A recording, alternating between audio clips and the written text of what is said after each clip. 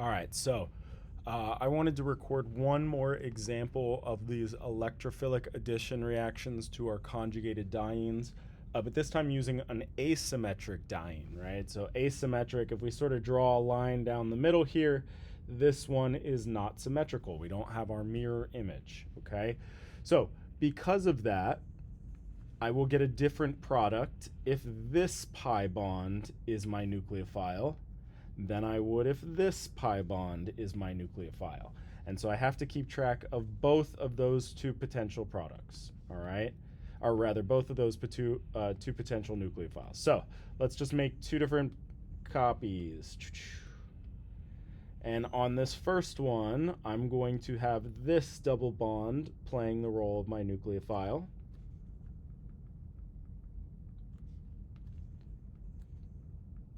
And on the other one, I'll use the other double bond to play the role of my nucleophile. All right, so I would get two different potential carbocation intermediates. The first, if my carbocation formed over here, and the second, if my carbocation were to form about the other double bond. All right, now importantly, both of these carbocations, the only type of intermediate that you're going to see in these reactions are allylic carbocations. That's the same regardless. This is the allylic position to this double bond. This is the allylic position to this double bond, right? So I got two allylic carbocations here.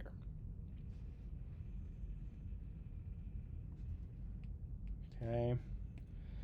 For the sake of space management, let me...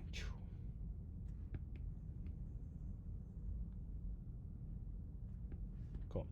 Okay, now, if we're talking about the 1,2 addition, there's no resonance that occurs. Our bromide just goes ahead and attacks that carbocation.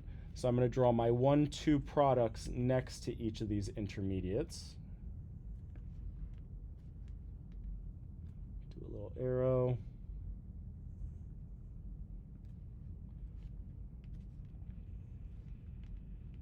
Oh, whoops. Let me keep that there, actually.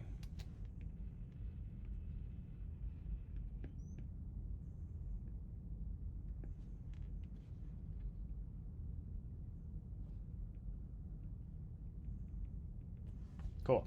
All right. Now, for our low temperature product, the only thing that we are going to look at are these 1,2 adducts. Remember, the difference here, if we look at our free energy diagram,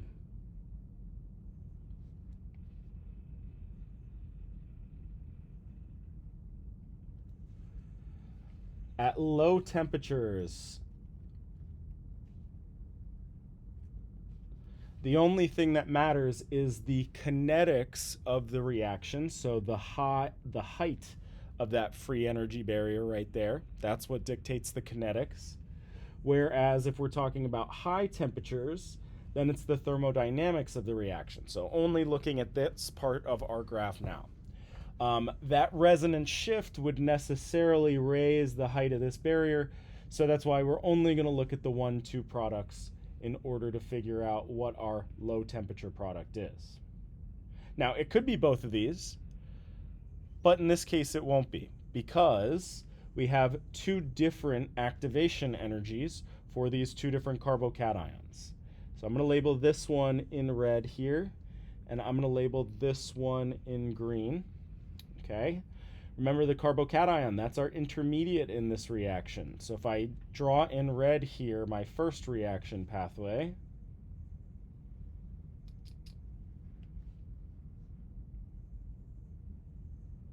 and I'm not even going to finish it off because I don't even care about what happens over here. I only care about the height of that barrier. Well, my green carbon is a tertiary allylic carbocation, whereas my red carbon is a secondary allylic carbocation. So my tertiary carbocation has that lower activation energy and thus will be formed quicker And so this is my only low temperature product because it's the 1,2, but out of the two possible 1,2s, it has the most stable carbocation intermediate. All right, so that's my low temperature product. When we go to our high temperature product, now we do care about what's going on in this end of our graph. All right, so we don't care about what happens in the middle anymore. It could be small, it could be big, we don't really care. All we care about is the energy over on this side, all right? So for that, we have to draw all possible products. So I got my 2, 1, 2 down. Let me do my 1, 4s as well, all right? And just for the sake of kind of not having this be too messy, I'm going to erase some of my markings here. But again, we established that this one is the low temperature product. So please keep in mind, we already went through that logic. Okay, so in order to do the 1, 4 now, I got to do resonance on each of these intermediates. This pair of electrons is going to be attracted to the empty p orbital of my carbocation. This pair of electrons to the empty p orbital of my carbocation. So in effect, what I'm going to do when I draw here is I'm going to move my double bond, and it's going to switch places with that positive charge. Same thing over here. I'm going to move that. Whoops, that didn't work out.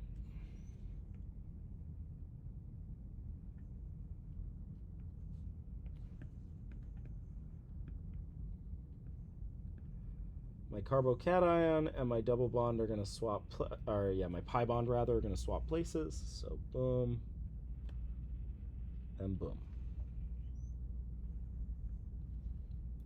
All right, let's draw the products of these two 1, 4 resonance shifts here. So I'm going to put the bromine where the carbocation was.